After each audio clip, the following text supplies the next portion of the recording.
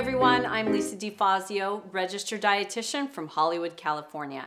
Today I'm going to make you a guacamole dip with tomatillos. Tomatillos are similar to tomatoes, but they're going to have more of a tart flavor, and they make a more traditional type of guacamole. You can find these at any major market, but they're going to have a brown husk around them, so you do have to peel them. First, of course, we start off with our avocados. I love avocados. They're loaded with what we call healthy monounsaturated fat. It's a good fat, and I oftentimes spread avocados on turkey sandwiches, add them to salads. So this is not a fat that you need to feel guilty about. It's actually going to be very healthy for you. So I've already scooped out some avocados, but again, once you cut it, just simply scoop it out, get a good nice sized spoon. And I used about 3 or 4 avocados for this dish.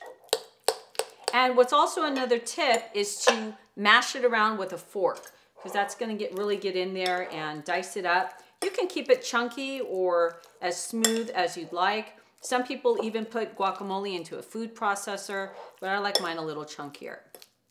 Then for added flavor, we're going to throw in some chopped onions. You can use red onions, white onions, whatever you'd like.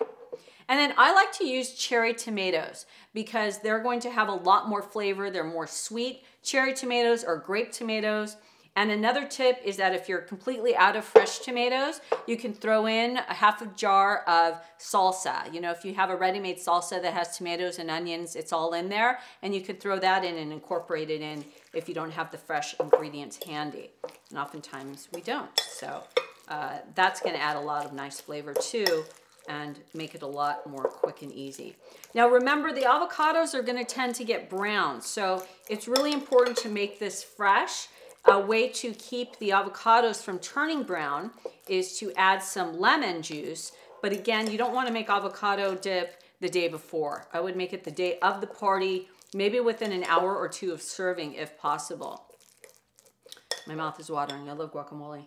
So we're going to add in some lemon juice. And I took these seeds out already, so make sure you can also hold your hand underneath it, so we don't want to get any seeds in our guacamole. And again, that's going to add a really nice flavor, lemony flavor, help to incorporate it in all together. Isn't that beautiful? Of course, you can serve it with traditional tortilla chips, but I also like to serve it with carrot sticks. And as I mentioned before, spread it on sandwiches. And you can also serve it with breadsticks, crostinis. It's so versatile and everybody loves guacamole.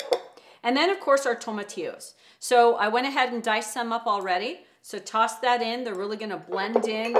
It's gonna give a nice bite to the dish, add a little more tartness.